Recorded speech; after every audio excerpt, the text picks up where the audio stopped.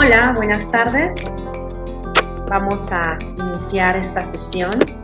Estamos en la sesión 5 y vamos a trabajar algunos elementos fundamentales de las organizaciones no gubernamentales y políticas de género. Entonces, me permito presentar. Listo, ya está, ya casi está mostrando pantalla. Bien, bueno.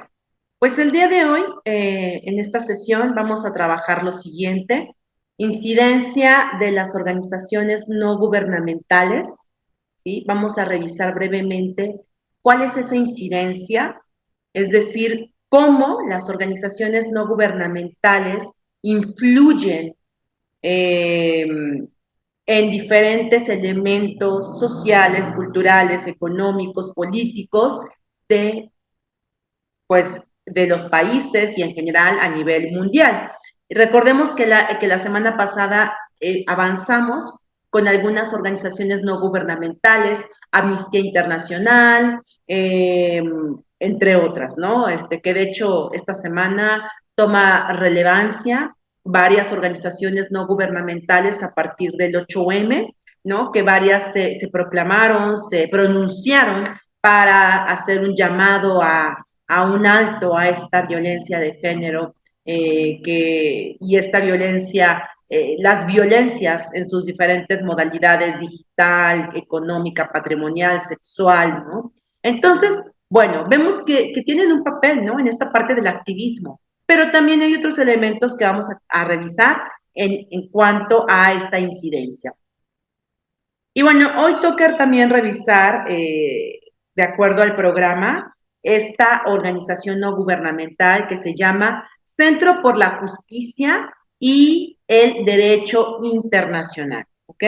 Es una organización que, bueno, tiene realmente una relevancia en América Latina, en la región de América, incidiendo de forma constante en diferentes elementos, sobre todo en la cuestión del derecho, de los derechos humanos. Vamos a revisar su misión, su visión, su historia, que la historia va de la par con el Sistema Interamericano de Derechos Humanos, que se acuerdan que ya lo revisamos. Y también vamos a revisar algunos ejemplos, algunos videos, como lo hemos hecho con las otras organizaciones, y cerramos la sesión por el día de hoy, ¿va? Entonces, bueno, pues voy a comenzar. ¿Cuál es la incidencia de las organizaciones no gubernamentales? Bueno, para empezar, sí es importante definir qué es incidencia, ¿no? ¿Qué es esta lógica de las organizaciones no gubernamentales? En este sentido, bueno, pues la incidencia es esa huella, esa, esos elementos en donde la organización busca influenciar, ¿ok? Entonces, bueno, aquí encontramos que hay diversos ámbitos sociales, políticos, económicos, ambientales, en donde esa huella, esa influencia es relevante. También, bueno, algo interesante que también esta incidencia y este impacto va a variar de acuerdo a la misión, al tamaño y al área de acción de las organizaciones no gubernamentales. Ya hemos visto que algunas organizaciones no gubernamentales tienen una capacidad bastante importante de organización, de preparación, de capacitación, incluso representación a nivel regional, mundial, local, ¿no? Ustedes están haciendo un trabajo en donde van a mostrar cuáles organizaciones locales, ¿no? En México han tenido esa incidencia. Entonces, pues lo mismo, ¿no? Vamos a ver, de acuerdo a su misión, de acuerdo al tamaño de la organización. Si es una organización pequeña, ¿no? A lo mejor con reducido personal, de todos modos han incidido, ¿no? O sea, en esa parte sí quiero comentar, de todos modos han incidido y han hecho un papel importante, sean organizaciones grandes o pequeñas, ¿no? Han hecho cosas interesantes. pero mucho sí depende, una, de los recursos económicos, por supuesto, porque recordemos que la esencia de las organizaciones no gubernamentales es no lucrativas, es decir, no buscan esta acumulación o generación de riqueza, ¿no? Como una empresa privada, que sí lo hace. Entonces, bueno, pues ahí hay una diferencia importante. Entonces, bueno, de acuerdo a su misión, al tamaño y al área de acción. Vamos a ver estas incidencias, compañeras, compañero. Vamos a ver primero la incidencia social. La incidencia social tiene que ver con elementos muy puntuales. Primero, la incidencia social, primero, busca tres elementos. Mejorar la calidad de vida, defender derechos humanos y asistencia humanitaria, que de hecho creo que de las que hemos estado revisando, hay varias que se enfocan a esta cuestión de la asistencia humanitaria, ¿sí? Amnistía Internacional, estas brigadas por la paz, ¿se acuerdan que las estuvimos revisando? Entonces, sí se enfocan como mucho en esta cuestión de la asistencia humanitaria actualmente en los lugares en conflicto, en los lugares donde actualmente están aconteciendo crisis en cuanto a guerras, desalojos, en cuanto a estos elementos, pues bueno, sí vemos que ahí están las organizaciones. Primero, mejorar la calidad de vida. Las organizaciones no gubernamentales buscan mejorar, ¿no? Buscan desarrollar programas de salud, educación, vivienda, acceso a agua potable y reducción de la pobreza, ¿no? Recordemos que, bueno, estos elementos que se mencionan, compañeros, compañeras, son derechos humanos, ¿no? La salud es un derecho humano, la educación es un derecho humano, la vivienda es un derecho humano, el acceso al agua potable es un derecho humano. Reducción de la pobreza está estipulado en los famosos Objetivos 2030, está estipulado en las recomendaciones en a diferentes países en el ámbito internacional por parte de la ONU, ¿no? Entonces, ¿qué pasa? Que pues sabemos que los gobiernos, ¿no? De repente no se dan abasto, no generan como este avance rápido. Entonces, vemos que una organización no gubernamental, pues puede, puede incidir en estos elementos. Y para eso, y ya recuerden que también veíamos ahí como planes de trabajo de diferentes organizaciones no gubernamentales, y hablaban sobre esto de programas educativos, de capacitación, ¿no? Entonces, todo esto a partir de que, de acuerdo a lo que las organizaciones no gubernamentales están trabajando y de acuerdo a sus programas y planes de trabajo. Educación, sin duda, muchas organizaciones no gubernamentales trabajan o van orientadas hacia la parte de la educación, ¿sí? En cuanto a mejorar la educación. Que aquí tenemos dos elementos, no lo hemos platicado, pero bueno, tenemos dos elementos que afectan que buscan, ¿no? Esta parte de un nivel educativo. Hablamos de el acceso a la educación y también hablamos de la infraestructura educativa. Son dos cosas completamente diferentes, ¿no? La calidad en la educación es una cosa, ¿no? La calidad en la educación tiene que ver con estos elementos de aprendizaje, de técnicas didácticas, ¿no? De estos elementos para que las pequeñas, los pequeños, ¿no? En educación básica, por ejemplo, puedan tener un nivel, ¿no? Un nivel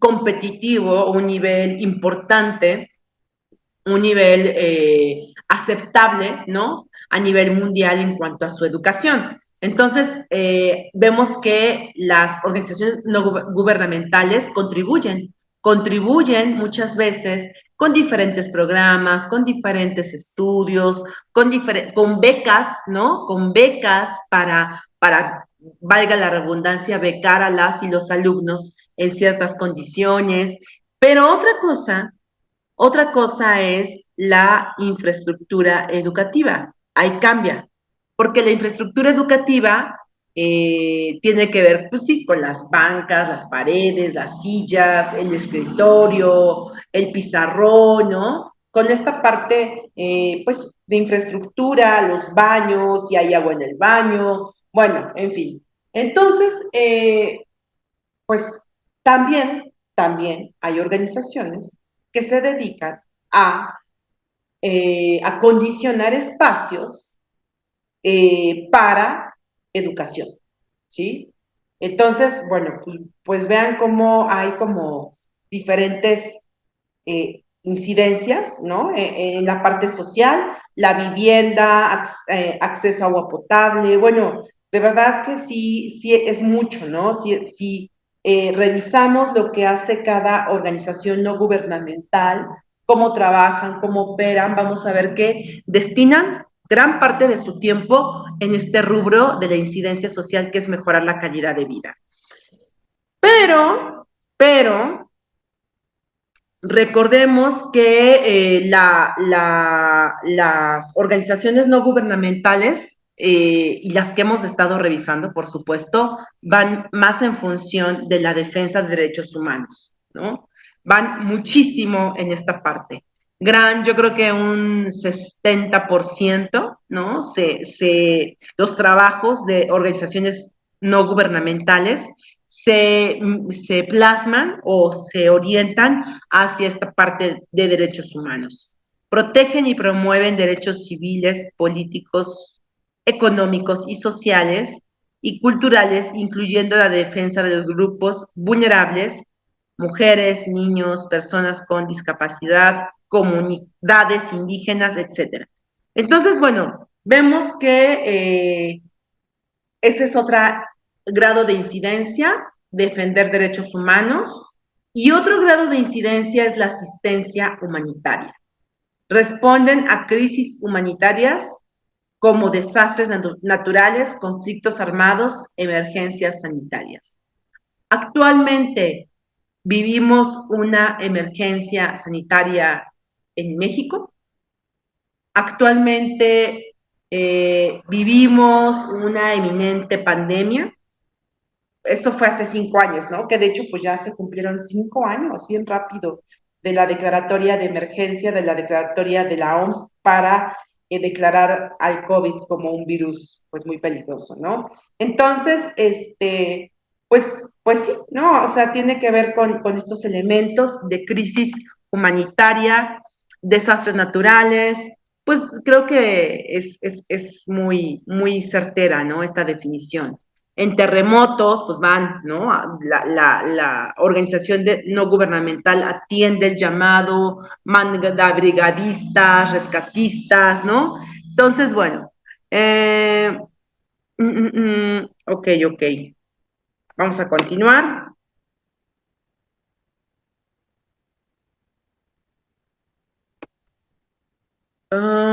Ay, perdón, ya me pasé. Incidencia política, pues sí, algo que también las organizaciones no gubernamentales, aunque no es su esencia, aunque no es su esencia, pues sí inciden en la política, sí, pues llegan a influenciar, ¿no? De acuerdo a su capacidad, de acuerdo a su movilidad, ¿no?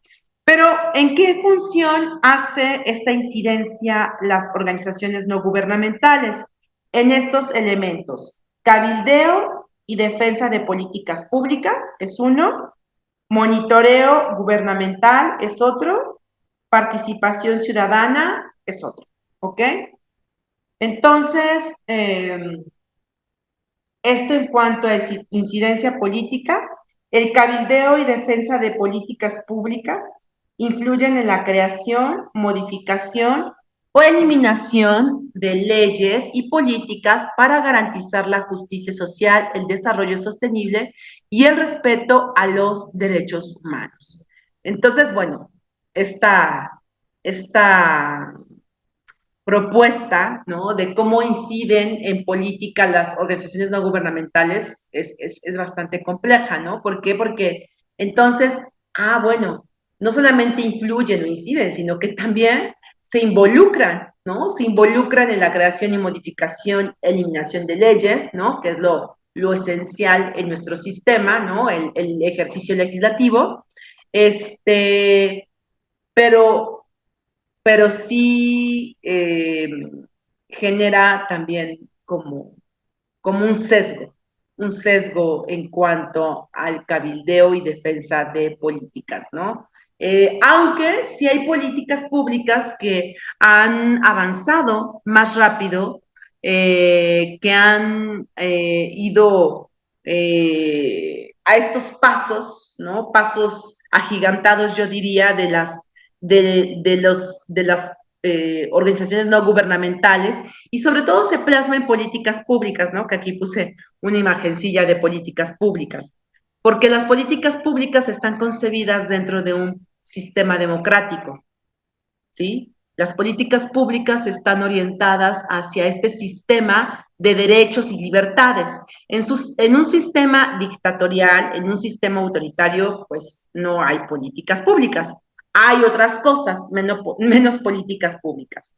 Y bueno, también aportan con el monitoreo gubernamental, vigilan y denuncian actos de corrupción, abuso de poder, violaciones de derechos humanos, fuerte, fuerte. Sí, actualmente, y leía hace rato en la mañana que Amnistía Internacional, bueno, pues está indignada por el caso del Banco de Exterminio aquí en México, que se encontró esta semana. Entonces, sí vemos ahí como una presión por parte de organizaciones no gubernamentales. Participación ciudadana fomentan que la participación activa de la ciudadanía esté involucrada en la toma de decisiones públicas, ¿no? Esta parte de la participación. De ahí que, por ejemplo, en los procesos electorales llegan observadores a nivel internacional para estar pendiente de este proceso.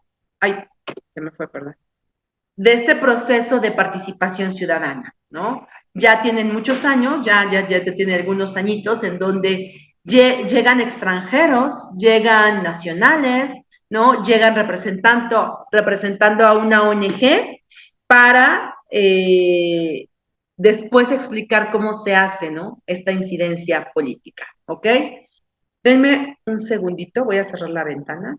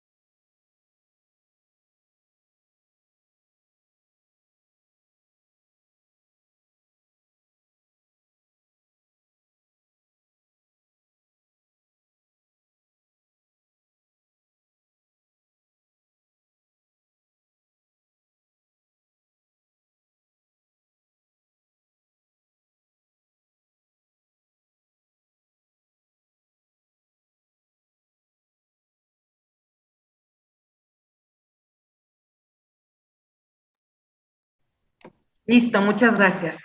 Entonces, continuando con la incidencia de las organizaciones en diferentes aspectos, ya hablamos de la incidencia social, la incidencia política. Mm, mm, mm, mm, mm. Vámonos con la incidencia ambiental, que bueno, mm, es otro, traía un dulcecito, perdón, es otro tema interesante, mm, y que ha generado mucha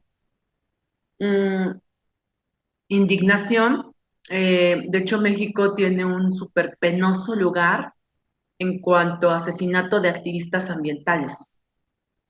Entonces, bueno, aquí vemos como el costo, ¿no? El costo de esa incidencia.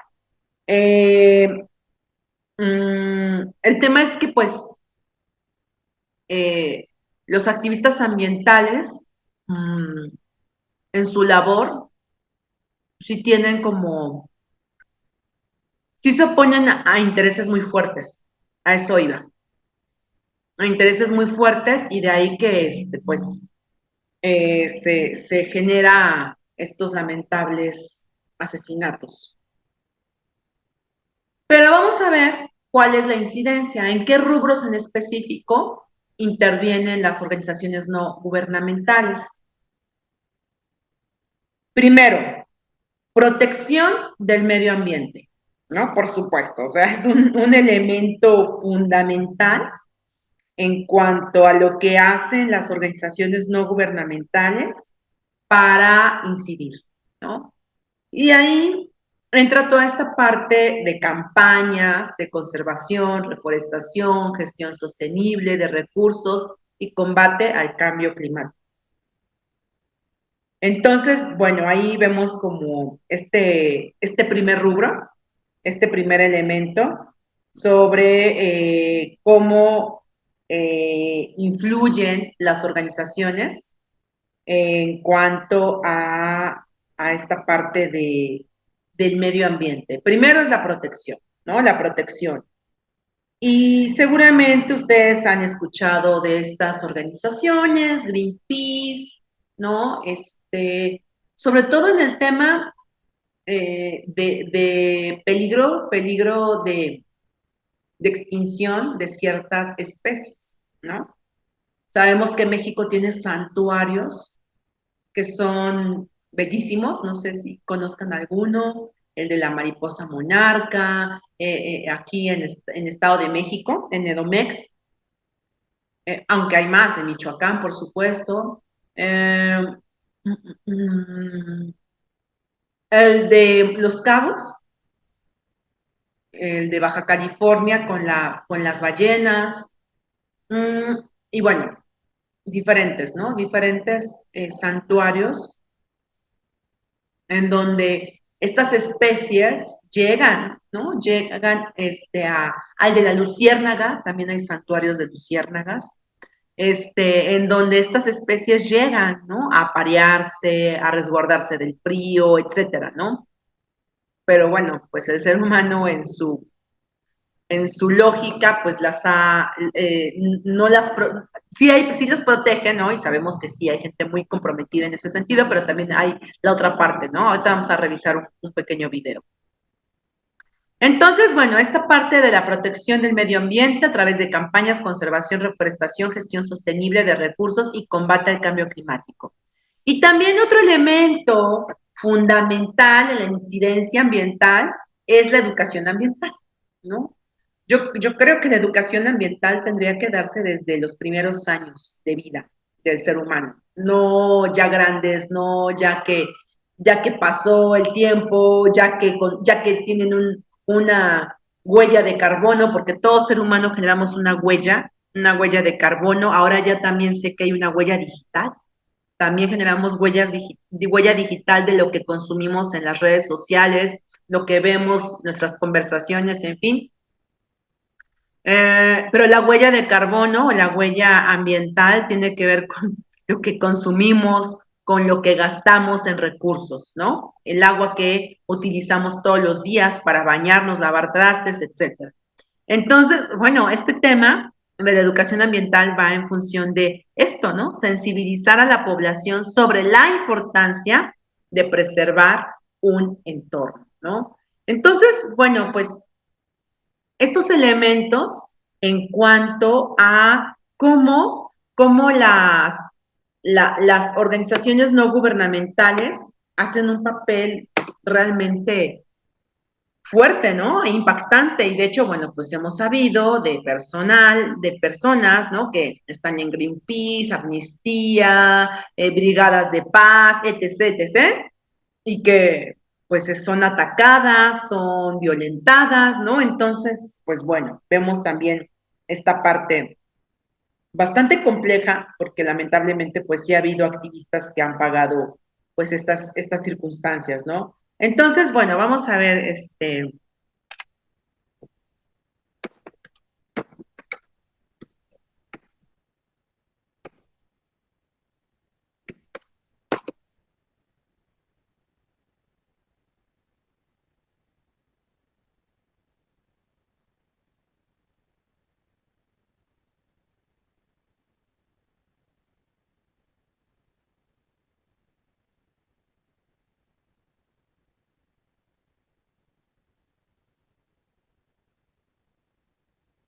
vamos a ver que pues no tiene mucho y seguramente lo escucharon en los medios de comunicación, es activistas de Greenpeace que ahí se manifestaron y hicieron ahí una labor de protección al medio ambiente, como lo platicábamos, sobre la parte de la minería submarina, ¿ok? Entonces, brevemente,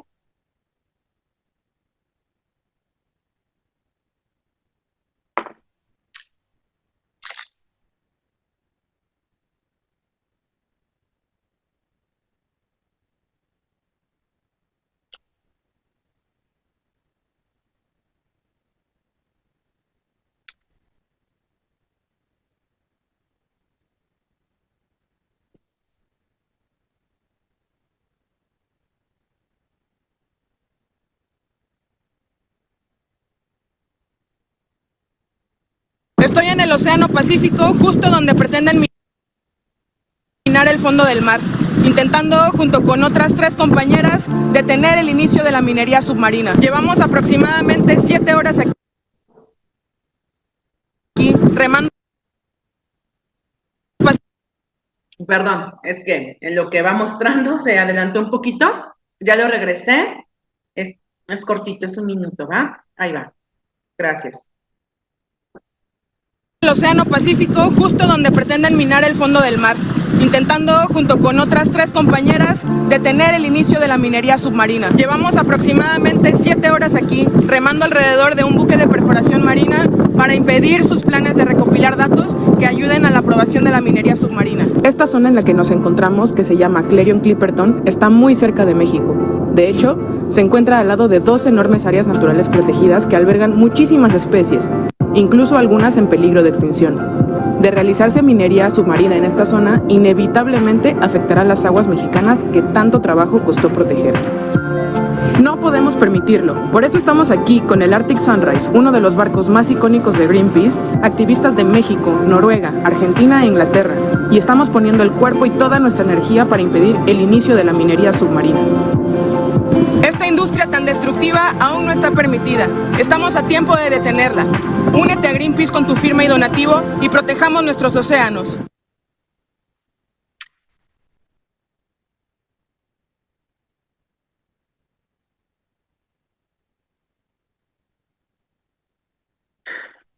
¿Qué tal?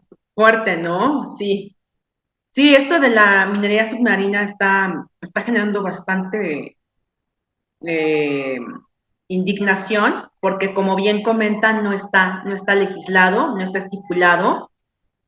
O sea, por ejemplo, y así literal lo dice la Constitución, la explotación de la minería, ¿no? O sea, de lo que está de la tierra para arriba, sí está permitido, ¿no? Y de hecho sabemos que esos yacimientos minerales pertenecen a la nación, ¿no? Pero tengo entendido que la parte de los océanos es un tema ahí muy, muy delicado porque eh, implica como esta parte de territorio extendido, ¿no? El territorio extendido que son las aguas nacionales, ¿no? Que por ejemplo ahí tenemos un tema con Estados Unidos, que Estados Unidos no sé si ya lo hizo o no, cambió el nombre de Golfo de México por Golfo de América, ¿no? Cuando no tiene esa potestad. Entonces, bueno, sí hay un tema bastante complejo, y sí está sonando bastante en estos momentos, eh, por diferentes activistas. Eh, entonces, bueno, sí es complicado, ¿no?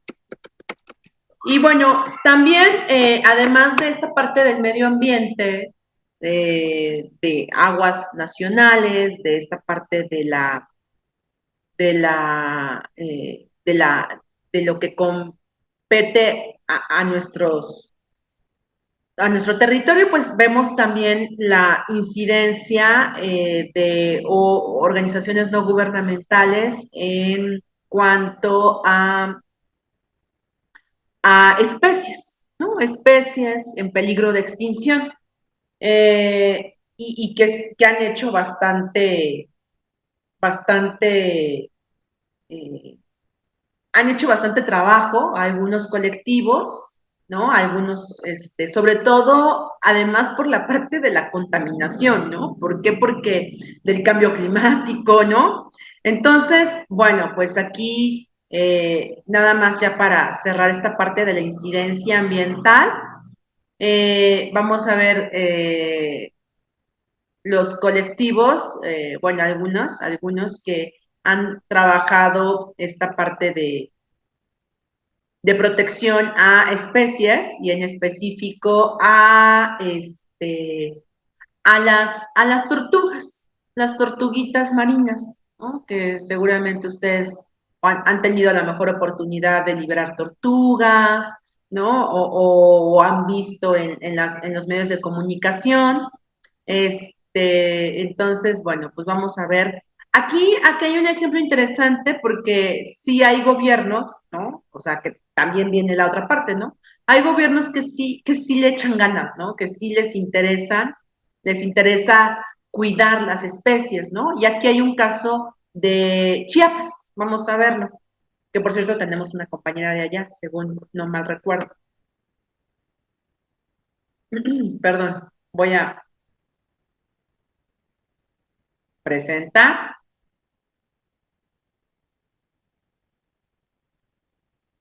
Niños y adultos mirando.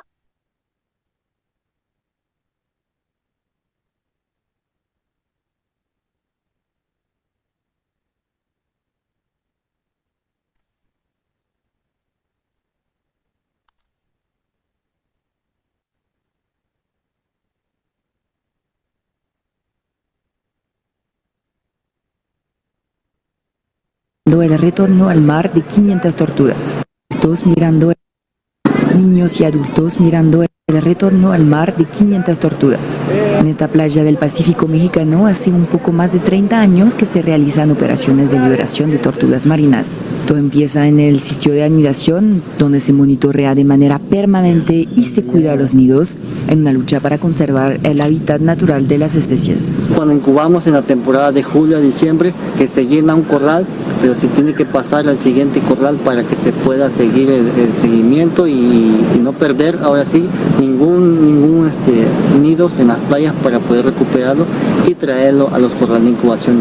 Los miembros de la organización se dicen felices con los resultados, entre otras cosas el aumento de la llegada de hembras anidadoras gracias a la consolidación de 4 campamentos de tortuga en Chiapas. Pero a pesar de que existe un trabajo de concientización, los biólogos e investigadores siguen luchando contra los saqueadores de nidos, tal como la crisis climática. Aparecer a las tortugas, aunque pareciera que no son tan importantes, sin embargo sí lo son, vamos a desencadenar un desequilibrio ecológico.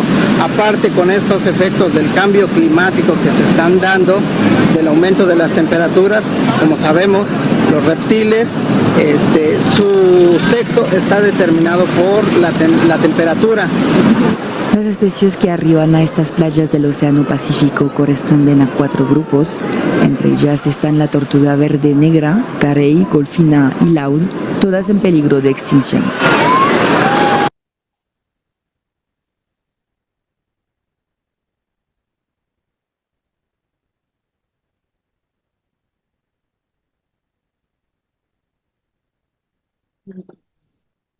Pues sí, ¿no? Vemos que hay esfuerzos de diferentes frentes para atender esta situación que es muy, muy,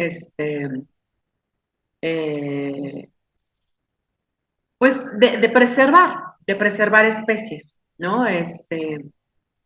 Y más reconociendo que México tiene estas especies endémicas y tenemos este privilegio, yo diría, esta fortuna de contar con una vasta eh, variedad de especies que pues en otros países pues no hay, ¿no? Definitivamente, ¿no? Entonces, ¿qué nos toca? ¿Y qué hace la sociedad civil? ¿Qué hacen las organizaciones no gubernamentales? Preservar, ¿no? Preservar las especies. Educación ambiental, etcétera. Vamos a continuar. Me falta un punto de este primer tema y avanzamos con nuestra organización del día de hoy.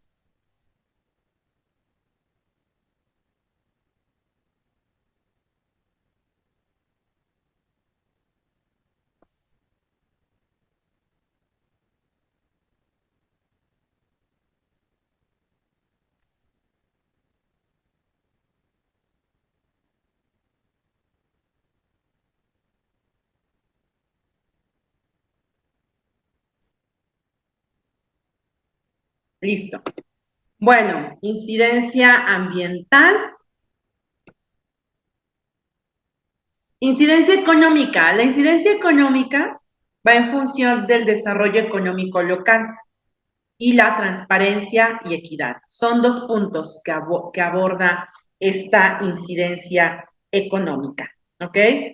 El desarrollo económico local contempla implementar proyectos de economía social y solidaria, apoyo a economías solidarias, a pequeñas empresas y programas de inclusión financiera. Y transparencia y equidad está en función de exigen mayor equidad en la distribución de recursos, promueve prácticas empresariales responsables. ¿Ok? Fíjense, que de hecho este es otro rubro interesante que está tomando bastante fuerza por parte de las organizaciones no gubernamentales, la incidencia económica. Sabemos que a nivel económico la situación no es nada sencillo a nivel mundial, o sea, si a nivel México traemos un tema económico ya de muchos años, pues a nivel mundial también ya hay estamos ante una eminente recesión a nivel mundial. ¿No? Y luego más con estas condiciones de incertidumbre de Trump, que si sí, que si no, la guerra arancelaria. Entonces, en ese sentido, las organizaciones no gubernamentales pues, sí han actuado, ¿no? O sí están tratando de actuar, tratando de incidir, sobre todo, pues para detonar el ciclo económico. Sí, yo sé que a lo mejor ese ciclo económico no nos gusta, ¿no? Es, es muy voraz, ¿no? Este capitalismo voraz en el que nos está tocando vivir, ¿no? Yo lo entiendo perfectamente, lo identifico.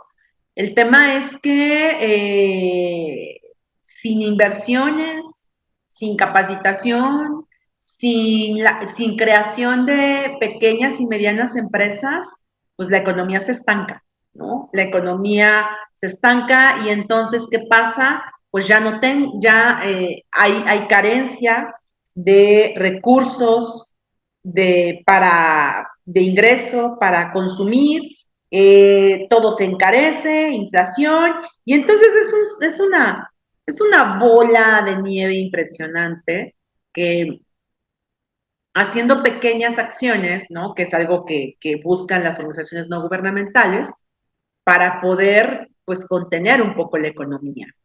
¿Y qué dicen de incidencia económica? Pues eso, proyectos de economía social y solidaria, ¿sí? En donde, bueno, pues tiene que ver con las cooperativas, tiene que ver con estas pequeñas empresas de emprendimiento, ¿no? Que hoy es el boom del emprendimiento, porque de verdad sí necesitamos diversificarnos, ¿no? En esta parte de ingresos, ¿sí? Eh, entonces, programas de inclusión financiera, ¿no? Entonces, bueno, aquí el tema es cómo las organizaciones de no gubernamentales y la sociedad civil se organiza para detonar esto, ¿no? En esta parte están estos, ¿cómo se llama? Los coordinadores empresariales, ¿no?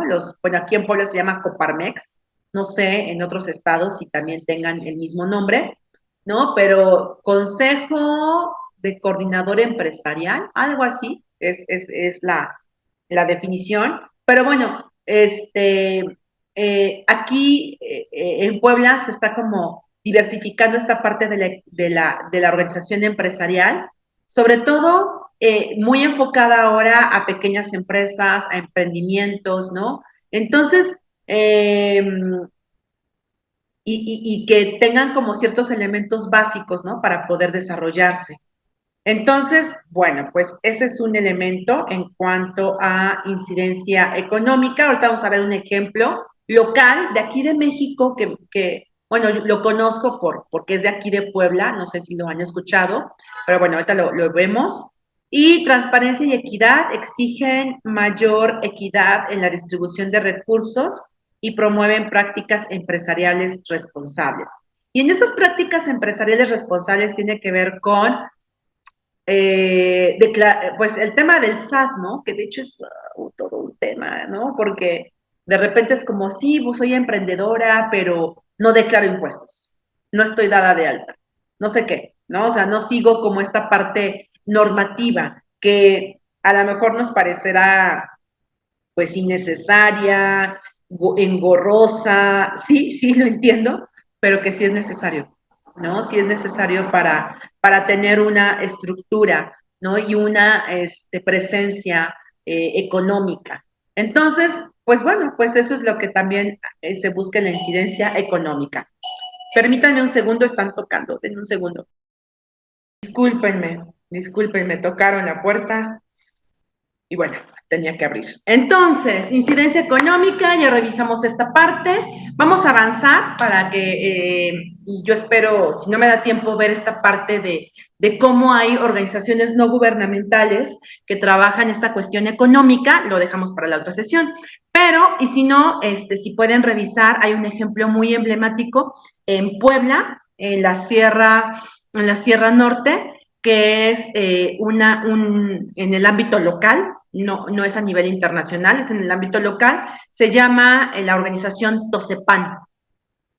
Esta organización se fundó en los finales de los 80, principios de los 90, tiene una organización ya hoy muy, muy importante, ¿no? De gran incidencia a nivel local, a nivel Cuetzalan y región de Cuetzalan. ¿A qué han llegado? Pues han llegado a que hoy han generado una cooperativa, un banco, un propio banco, escuelas, han generado hoteles, han generado centros culturales, ¿no? Entonces, de esta parte no solamente se enfocaron a la parte económica, ¿no? Porque algo que ellos decían es, Cuetzalan está clavado en la sierra, antes era muy complicado llegar, entonces realmente ellos tenían como una necesidad de organizarse para detonar sus productos, para la educación, porque también pues, no había muchas posibilidades educativas, ¿no? Entonces se organizaron, fueron creando y generando esta dinámica de cooperativa en donde se fueron conjuntando diferentes artesanos, productores, ¿no?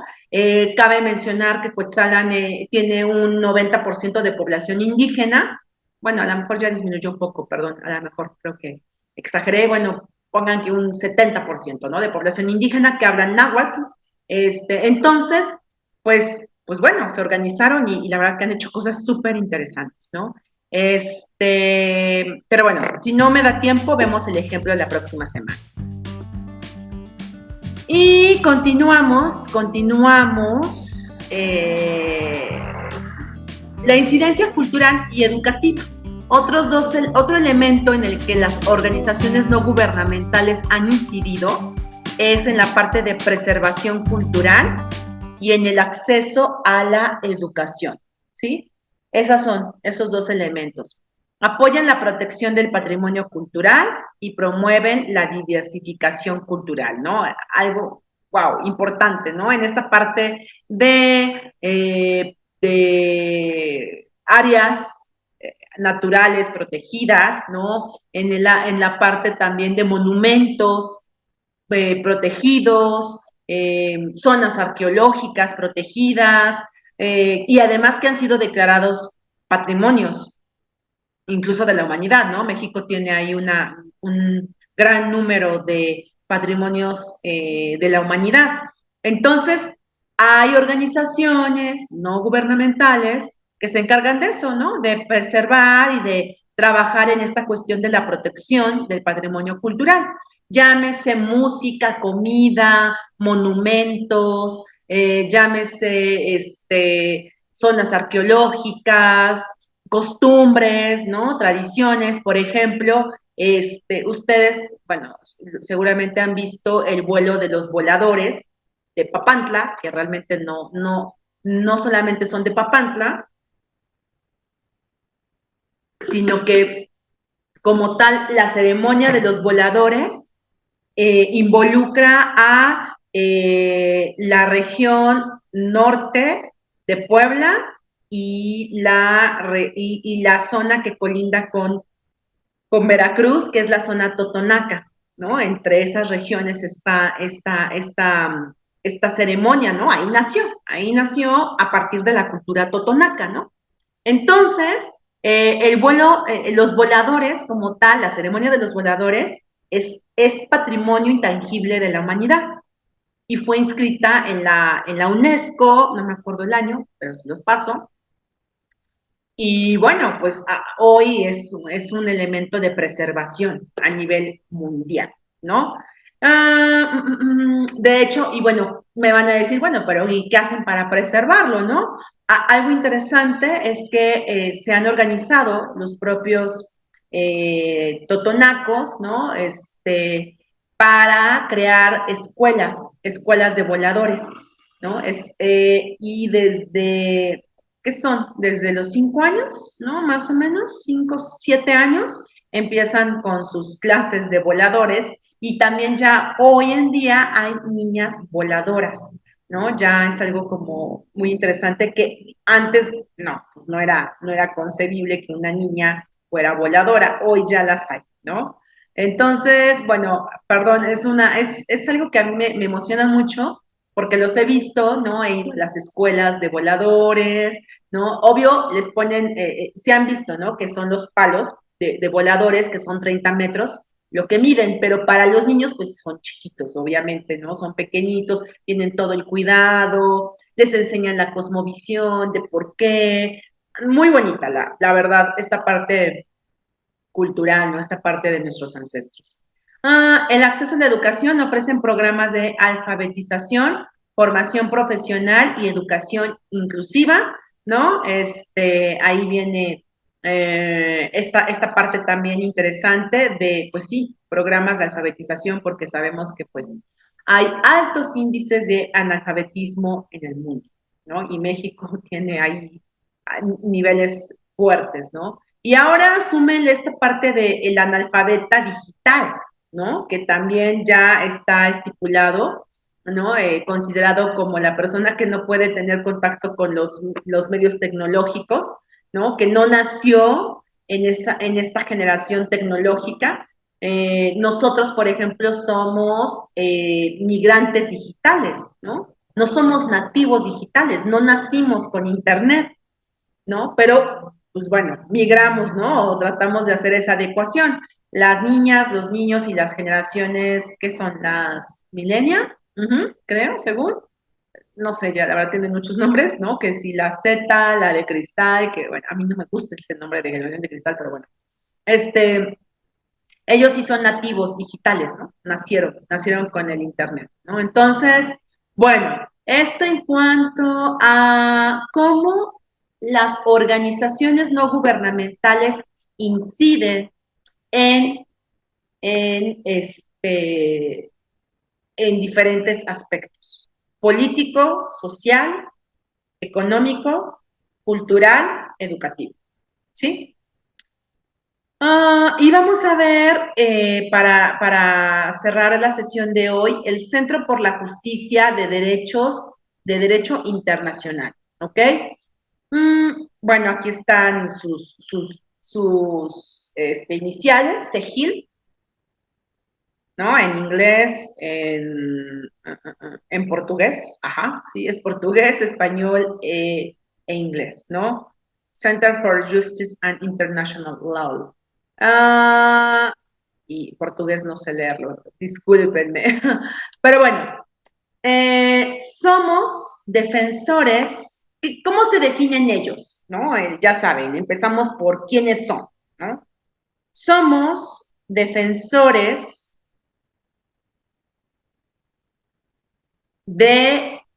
son defensores y defensoras de derechos humanos que trabajamos para reducir la desigualdad, la discriminación, la violencia a través del fortalecimiento de las democracias, la protección y promoción de derechos humanos y el combate contra la impunidad imperante en la región. Yo creo que aquí lo importante es esta parte, ¿no? Si me permiten, en esta cuestión de, ok, busca, ¿no? Reducir desigualdad, discriminación, violencia y fortalecer democracias. Bueno, híjoles, no sé, creo que ahí yo de repente, creo que desde la sesión pasada lo comenté, de repente son como alcances muy ambiciosos y además con muchos elementos en donde yo considero que deberían de enfocarse a una sola cosa, ¿no? Pero bueno, entiendo que son organizaciones internacionales, entiendo que tienen recursos, ¿no? Porque esa también es la otra parte, que sí cuentan con recursos.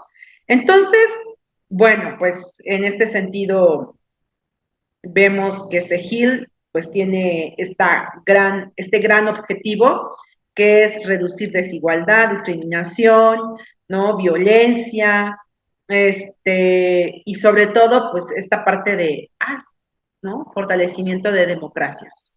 La promoción de derechos humanos, combate a la impunidad, bueno, ¿no? O sea, así es como bastante. La misión. La misión de SEGIL es contribuir al pleno disfrute de derechos humanos en las Américas mediante el uso eficaz de instrumentos del Sistema Interamericano de Derechos Humanos y otros mecanismos internacionales de protección de derechos humanos. Aquí ya cambia la cosa. Porque fíjense que en la primera, ¿no? En el quiénes somos, sí es como muy ambicioso, muy amplio, ¿no? Pero aquí ya te está diciendo, a ver, sí, pero a través de algo, a través de el uso eficaz de los instrumentos del Sistema Interamericano de Derechos Humanos. Ya cambia, ¿no? Ya vemos como por dónde, cuál es el caminito, ¿sí? Recuerden que vimos en las primeras sesiones que es el Sistema Interamericano de Derechos Humanos, vimos ejemplos, vimos el caso México. Entonces, ok, ¿no? SEGIL se enfoca a eso, ¿no? A asesorar, apoyar, ¿no? A conducir que se lleven de forma eficaz estos instrumentos, ¿no? Estos instrumentos, por lo tanto, entonces lo que hacen es realmente un acompañamiento muy cercano, muy cercano en el sentido de llegar a la Comisión Interamericana de Derechos Humanos y la Corte Interamericana de Derechos Humanos. La visión. ¿Cuál es la visión? Aportar a la construcción de un hemisferio plenamente democrático, donde se respeten los derechos de todas y de todos, un hemisferio en el que las personas vivan libres del miedo, de la miseria, tal y como se establece en la Declaración Universal de Derechos Humanos y en el preámbulo de la Convención Americana sobre Derechos Humanos, ¿no? Wow, volvemos otra vez como a esta parte tan ambiciosa, tan hasta imposible, no sé, de repente quiero pensar, ¿no? Bueno, o me cuesta porque, híjoles, hablar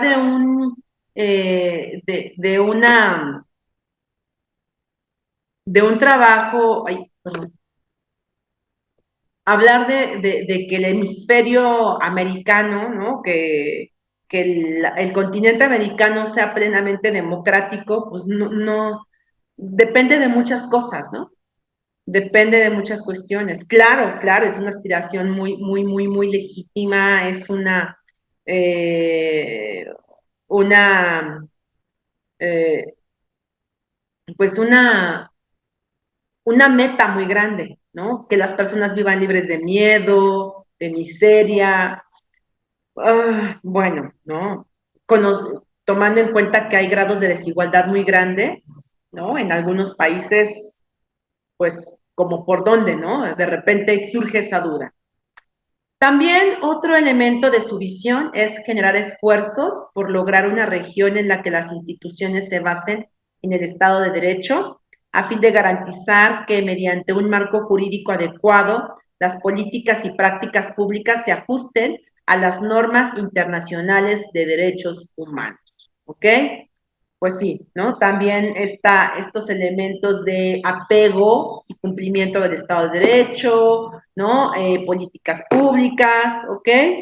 Y crear un hemisferio en el que los mecanismos de protección de los gobiernos nacionales se vean reforzados por un sistema de protección regional complementario, rápido, eficaz, para proteger a los derechos fundamentales de las personas y de los pueblos. Bueno, pues misión, visión, bastantes complejas, bastante articulada, pero bueno. Historia, ¿cuál es la historia? Comentábamos cuando expusimos el Sistema Interamericano de Derechos Humanos que surgió a principios de los 90, ¿no? Y que de ahí pues se da todo estos elementos de defensa de derechos humanos en América. A partir de ahí hay un proceso de jurisprudencia que fue evolucionando, ¿no? Que muy rápido y no, porque pues dependía, ¿no? De diferentes elementos, pero bueno, fue evolucionando estos elementos jurisprudenciales, sobre todo en cuanto a lo que resolvía la Comisión Interamericana de Derechos Humanos y la Corte Interamericana de Derechos Humanos. Pero, ¿no? Y ahí viene el pero, ¿no? Ya sabemos como, pero, ambos sistemas normativos enfrentaban grandes desafíos, ya que las organizaciones y las personas defensoras de derechos humanos que trabajaban en la región carecían de los conocimientos y la capacidad técnica necesaria para aprovechar al máximo el potencial del sistema. Ese fue el gran pero, ¿no? El gran obstáculo, ¿sí? Porque, pues, no había suficiente conocimiento, no había capacitación. Entonces, pues, ante estas carencias, ante estas dificultades y obstáculos para la implementación del Sistema Interamericano de Derechos Humanos, en respuesta, en 1991, un grupo de destacadas personas defensoras de derechos humanos de las Américas se reunieron en Caracas con la intención de crear una organización regional que mediante la aplicación de derecho internacional de los derechos humanos y el uso de los órganos del sistema interamericano, se dedicarían a luchar por la justicia, la libertad y la dignidad de los y las habitantes de todos los países del hemisferio. Y con esta reunión nace CEGIL, el Centro por la Justicia y el Derecho Internacional. En sus primeros años, ¿qué hizo CEGIL? Se centró principalmente en la protección de derechos civiles y políticos, con la mayoría de sus casos basados en los derechos a la vida, la integridad física, el debido proceso y la libertad de expresión. Más tarde, en respuesta a las nuevas necesidades, el CEGIL amplió el espectro de su trabajo, dedicando una mayor atención a los derechos económicos, sociales y culturales, y a los derechos colectivos de los grupos vulnerables, incluidos los pueblos indígenas, las mujeres, los niños y las personas defensoras de derechos humanos. Entonces, bueno, realmente fueron como diferentes circunstancias que dieron pie a que CEGIL se formara, pero esencialmente en esta carencia de elementos y conocimientos técnicos para la implementación del SID, del Sistema Interamericano de Derechos Humanos. Y bueno, pues ya tiene algunos años, más de 30 años, han aprovechado algo muy importante que han sido las transiciones democráticas y el fin de guerras civiles. Sabemos que América Latina ahí tiene una tradición lamentable de autoritarismos, pues sí, de dictaduras, ¿no? Argentina, Chile, Brasil, en fin, ¿no? Entonces, pero a la par de esa situación, pues han tenido esta vía de transición democrática, ¿no? De hecho, América Latina, junto con México, dio o avanzó hacia la democracia como a la par, ¿no? Como a finales de los 90, principios de los 2000. Además, ha tenido la oportunidad de negociar acuerdos amistosos en caso de que han hecho contribuciones importantes a la aplicación de políticas públicas basadas en los derechos humanos.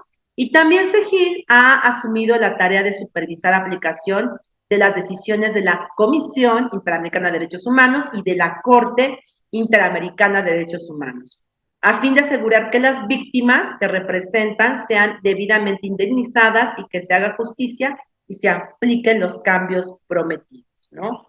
Entonces, bueno, pues ya vimos que CEGIL pues, tiene completamente vinculación, ¿no? Y supervisión, seguimiento de lo que la Comisión Interamericana y la Corte Interamericana emiten, ¿ok? Hoy en día, CEGIL es una organización no gubernamental, sin fines de lucro, trabajan más o menos 400 defensores, organizaciones de derechos humanos y más de 27,000 víctimas y beneficiarios de medidas de protección en más de 217 asuntos. CEGIL lleva la mayor carga de casos de cualquier organización individual ante el Sistema Interamericano de Derechos Humanos y también cuenta con un estatus consultivo ante la OEA y las Naciones Unidas, y también tiene un estatus de observador ante la Comisión Africana de Derechos Humanos y de los Pueblos. O sea que, bueno, pues sí tienen incidencia muy grande, ¿no? Incidencia sobre todo política y social en la parte de derechos humanos.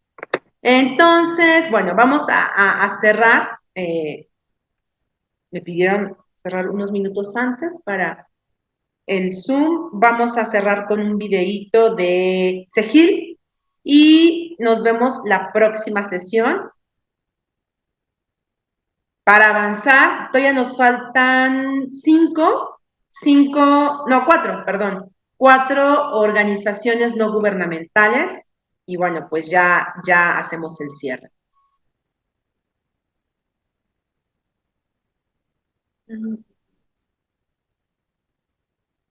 Pongo el video, y cuando termine, cierro la sesión. Muchísimas gracias por su atención, gracias por su tiempo, gracias por estar y seguir las grabaciones de las clases.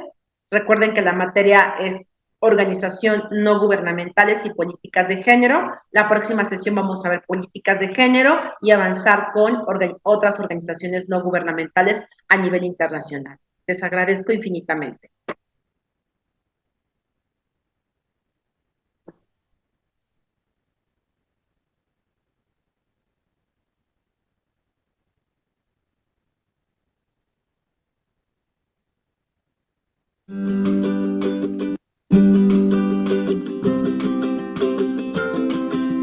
En 3 regiones del mundo, gobiernos han acordado en establecer sistemas internacionales para el monitoreo y la protección de los derechos humanos. Uno de ellos es el Sistema Interamericano para la Protección de Derechos Humanos, creada por la Organización de los Estados Americanos.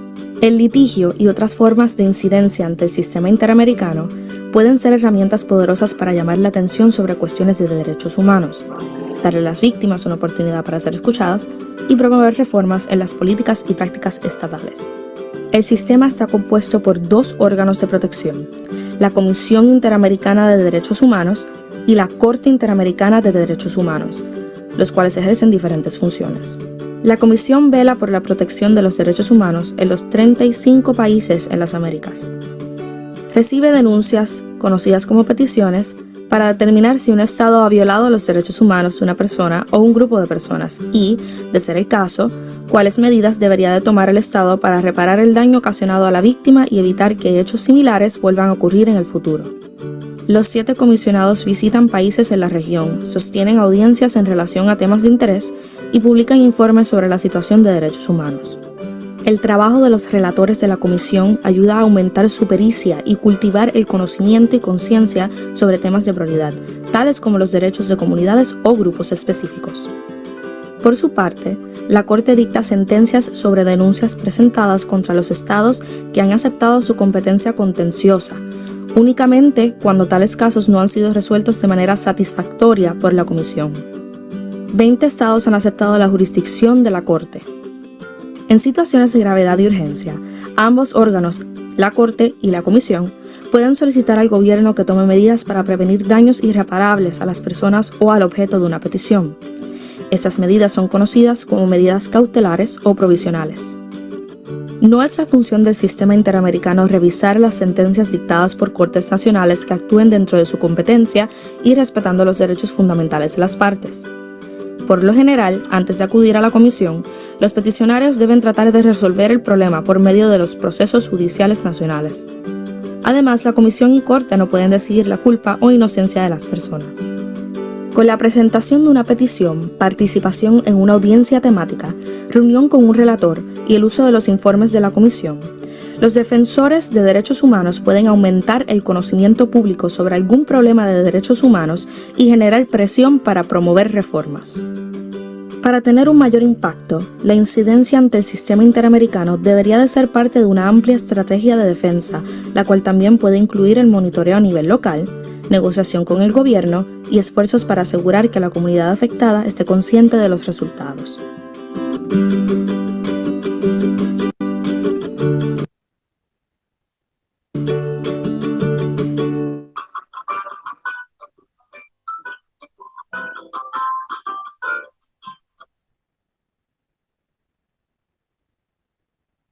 Y saben, rapidísimo les paso este videito de cómo SEGIL incidió en un proceso en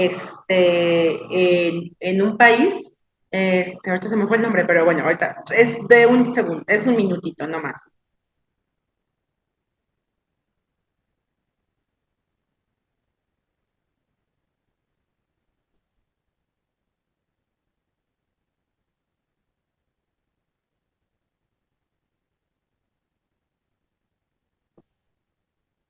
El Centro por la Justicia y el Derecho Internacional, SEGIL, lamentó que la Cancillería haya solicitado a la Misión de Derechos Humanos de las Naciones Unidas que saliera del país después de presentar un informe completo sobre las violaciones de los derechos humanos en los últimos 4 meses. Esta decisión del gobierno de Ortega Murillo de expulsar la presencia de la Oficina del Alto Comisionado de las Naciones Unidas es verdaderamente lamentable y debe ser condenada por todas las personas y actores que nos interesa la democracia en este país. No tiene ningún sentido, no tiene ninguna justificación. Claramente esta decisión es una represalia por el informe que emitió la Oficina del Alto Comisionado.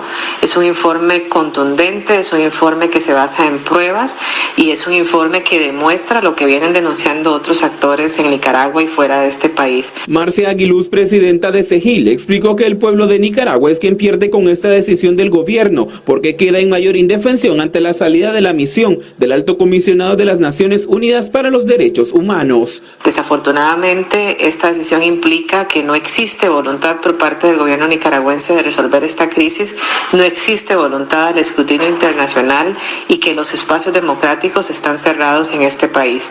Finalmente, quien pierde con esta decisión es el pueblo nicaragüense porque queda en mayor indefensión de la que ya se encuentra. Sin embargo, tenemos la confianza de que este pueblo digno sabrá sentirse acompañado por numerosos actores internacionales que estaremos al lado de ellos luchando por recuperar la democracia en este país. Nuestro llamado a toda la comunidad internacional para que sean contundentes en la condena respecto de esta nueva nueva arbitrariedad en Nicaragua. Para Noticias 12, Wilmer Benavides.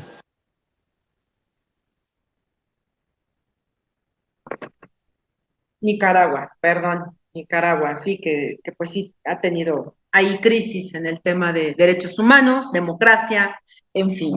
Muchísimas gracias. Yo no me queda más que agradecer su tiempo, su dedicación al doctorado y estamos en contacto. Nos vemos la próxima semana. Buenas tardes.